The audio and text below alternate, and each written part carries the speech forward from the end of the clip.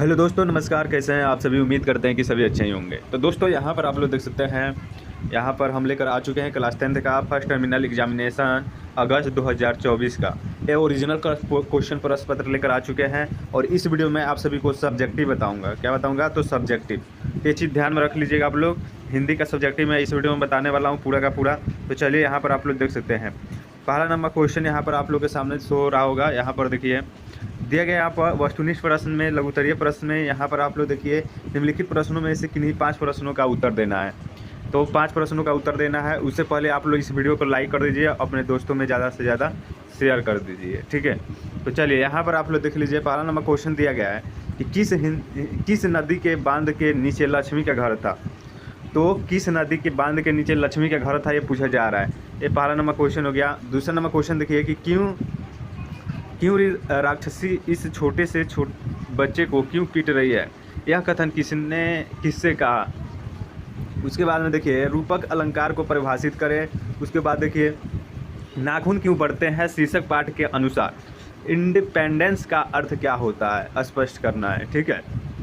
उसके बाद देखिए, अग्रजा की तरह या तरहजा प्रत्यय लगाकर 4 शब्द बनाएं, ठीक है। उसके बाद में यहाँ पर देख लीजिएगा कि सेन साहब की 5 लड़कियाँ कैसी थी। मतलब ये 2 नंबर वाला क्वेश्चन है, इसमें से 5 को बनाना है। उसके बाद में दीर्घ उत्तरीय प्रश्न यहाँ पर दे दिया गया है। यहाँ पर ध्यानपूर्वक देखिए, निम्नलिखित प्रश्नों में से किन्हीं 3 का उत्तर दे देना है। देखिए, यहाँ पर पहला नंबर क्वेश्चन दिया गया है कि कवि रसखान का जीवन परिचय प्रस्तुत कर देना है, ठीक है। उसके बाद में देखिए कि घनानंद के द्वितीय छंद का अभाव अर्थ लिख देना है। उसके बाद में 3 नंबर प्रश्न है कि कवि बद्रीनारायण चौधरी प्रेमघन ने समाज के किस वर्ग की आलोचना की है और क्यों की है, ठीक है। और देखिए, इस प्रश्न में से 3 ही को बनाना है, ठीक है। दीर्घ उत्तरीय में से 3 को बनाना है। ऑब्जेक्टिव ऑलरेडी बना दिया गया है। तो चलिए, इसका उत्तर हम लोग करते हैं बारी बारी से। सभी किसी का उत्तर यहाँ पर दे दिया गया है। देखिए, अब हम लघुत्तरीय प्रश्न में इसका उत्तर हम करेंगे बारी बारी से। चलिए, तो इसके लिए एक बार लाइक कर दीजिए आप लोग इस चैनल को और अपने दोस्तों में शेयर कर दीजिए। अब सब्सक्राइब नहीं किया है तो जल्दी से कर लीजिएगा। हम शाम में इस वीडियो बनाने वाले थे, लेकिन लेट हो गया था, इसलिए नहीं बना पाए, ठीक है। चलिए, उत्तर देखिए, पहला का उत्तर देखिए कि देवी नदी के बांध के नीचे लक्ष्मी का घर था, ठीक है। ये हो गया पहला का उत्तर। उसके बाद में यहाँ पर दूसरा का उत्तर देख लीजिए, दिया गया है क्यों रो रही राक्षसी इस छोटे से लड़के को क्यों पीट रही है, यह कथन मंगमा की है जो अपनी बहू नजमा से बोल रही थी। मात्र इतना लिखना है आपको, 2 नंबर यहाँ पर मिल जाएगा, ठीक है ना। अब चलिए, हम चलते हैं 3 नंबर क्वेश्चन तरफ में। यहाँ पर देखिए, 3 नंबर क्वेश्चन दिया गया है रूपक अलंकार, यानी कि अर्थ अलंकारों में से एक है। यानी रूपक अलंकार में ध्यान रखना होता है कि उपमेय को उपमान का रूप देना, वाचक पद का लोप और उपमेय का भी साथ साथ वर्णन हो, ठीक है ना। ये हो गया 3 का उत्तर, ठीक है। तो आप लोग स्क्रीनशॉट लेते चलिएगा, ठीक है। इसका PDF लेना है तो मेरे व्हाट्सएप नंबर पर मैसेज कीजिएगा 62 070 32 720, ठीक है। इस पर मैसेज करके आप लोग को जुड़ना है। चलिए, यहाँ पर देखिएगा 4 नंबर के 7 नंबर क्वेश्चन हम बनाए हैं। दिया गया कि सेन साहब की 5 लड़कियां सुशील थी। कैसी थी? तो सुशील। ऑप्शन नंबर बोलना है, 7 का उत्तर हो गया। उसके बाद में यहाँ पर देखिए 10 नंबर क्वेश्चन ये दीर्घ उत्तरीय प्रश्न का है, ठीक है।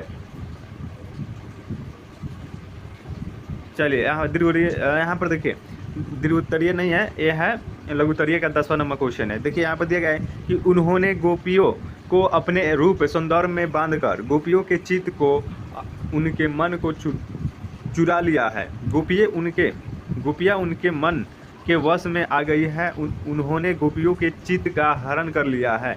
इसलिए कृष्णा को क्या कहा जाता है? तो चोर कहा जाता है, ठीक है। चलिए, यहाँ पर आप लोग देख लीजिएगा। चलिए, उसके बाद में हम दीर्घ उत्तरीय प्रश्न की तरफ में बढ़ते हैं। तो दीर्घ उत्तरीय प्रश्न यहाँ पर आप लोग आपके सामने दिया गया, इसका उत्तर। क्वेश्चन तो सब पढ़ दिए हैं हम, अब उसका उत्तर बाकी है। चलिए, यहाँ पर देखिए, क्वेश्चन का उत्तर है सदैव इब्राहिम रसखान जन्म लगभग सन 1533 से 1558 के बीच और मृत्यु हुआ था सन 1628 में, ठीक है। एक का हिंदी का संस्कृत। यहाँ पर देखिए, पहले आप लोग का हिंदी साहित्य में कृष्ण भक्त तथा रीतिकालीन कवियों में महत्वपूर्ण स्थान है। रसखान को रस की खान कान कहा जाता है।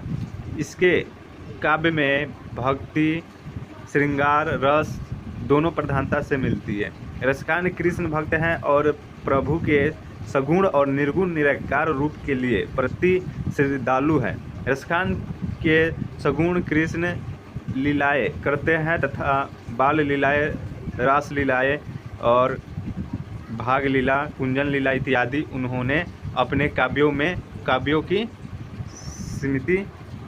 सीमित परिधि में इन असीमित लीलाओं का बहुत सूक्ष्म वर्णन किया है। ठीक है। भारतेंदु हरिश्चंद्र ने जिन मुस्लिम हरि भक्तों के लिए कहा था, यहाँ पर देख सकते हैं आप लोग, लिख लीजिएगा पूरा। उसके बाद में यहाँ पर लिख लीजिए, हम पढ़ेंगे नहीं, अब इसका उत्तर यहाँ पर आप लोग लिख लीजिए। ठीक है। उसके बाद में एक और है यहाँ पर 3 नंबर का उत्तर, यहाँ पर आप लोग देख कर लिख लीजिए। ठीक है। तो आप लोग का हिंदी का ऑब्जेक्टिव तो बना दिए थे, ये हो गया सब्जेक्टिव।